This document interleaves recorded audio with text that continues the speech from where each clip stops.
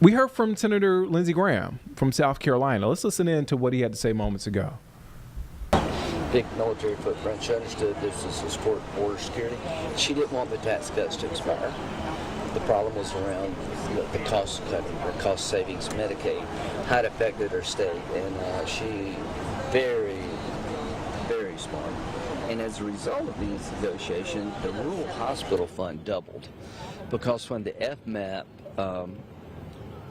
was fixed for Alaska and Hawaii was knocked out under the bird rule, we came up with a fix to basically increase the rural hospital account, doubled it, and that will help all of our states. So, you know, just methodically working through how this bill affects Alaska. But foundationally, she sort of liked it.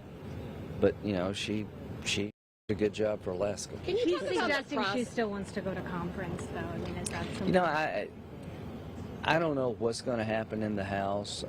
They're going to take it up pretty soon. Do they have the votes to pass exactly what we did? I don't know. I just think we delivered for the president. We gave our House colleagues a better bill than we found. It has $200 billion more in savings. The tax cuts are permanent. So I think it's a better bill from my point of view, but we'll see what they do. Can you just talk about the process, though? Why drop that amendment at the last minute, even though you've been working on it? Why drop it at the last minute? What do you amendment? think it was fair? What amendment? I mean, all these changes were rolled in at the last minute. The amendment dropped right before the vote. Some It's people called the didn't even have United a chance States to see Senate. it. Yeah, it's the wraparound amendment. You take all the things you negotiate. But people barely had a chance to look at it. So. They had plenty of chance to look at it. They're not going to vote for the bill anyway. The people that were going to vote for the bill had a chance to have the bill changed, and you put it all in a big pot. They looked at it. They challenged it with the parliamentarian. The parliamentarian ruled it was in order, and that's just the way the legislative process works. That's what they did with Obamacare. That's what they did with the Inflation Reduction Act. Bottom line is, I think this bill over time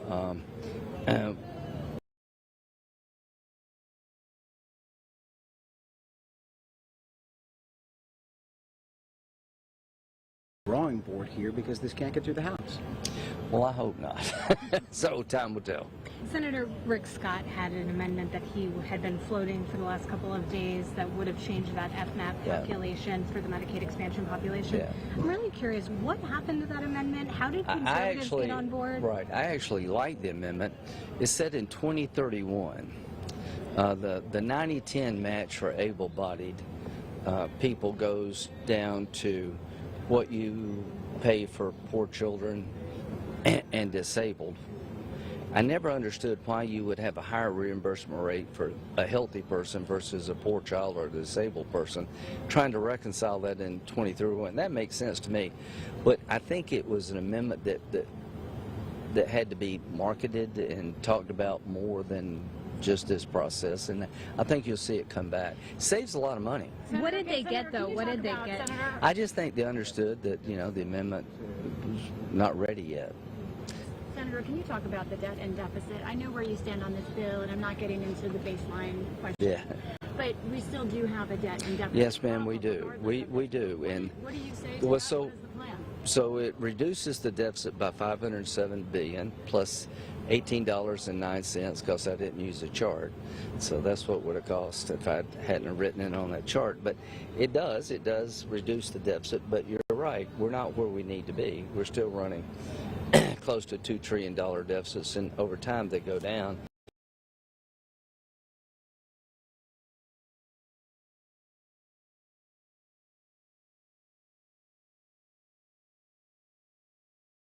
All right, so that was Senator Lindsey Graham from South Carolina speaking after President Donald Trump's big domestic policy package. Okay, here we go. It looks like it's chugging along. I'll continue to speak until we get it. But you see Lindsey Graham there speaking after President Donald Trump's domestic policy package, also known as the One Big Beautiful Bill, passed the Senate. And it was a narrow vote. Vice President J.D. Vance broke a tie, 50-50. It was a 50-50 tie before Vice President J.D. Vance broke that tie to push it over the top. Now, the three Republicans, as I mentioned before, opposing the bill were Senators Tom Tillis of North Carolina, Susan Collins of Maine, and Senator Rand Paul of Kentucky. I want to jump now. Here's what NBC News has. Again, the Republican-controlled Senate narrowly passing President Donald Trump's sweeping domestic policy package this morning, bringing it one step closer to his desk. Now, the vote was 51-50, as I mentioned before.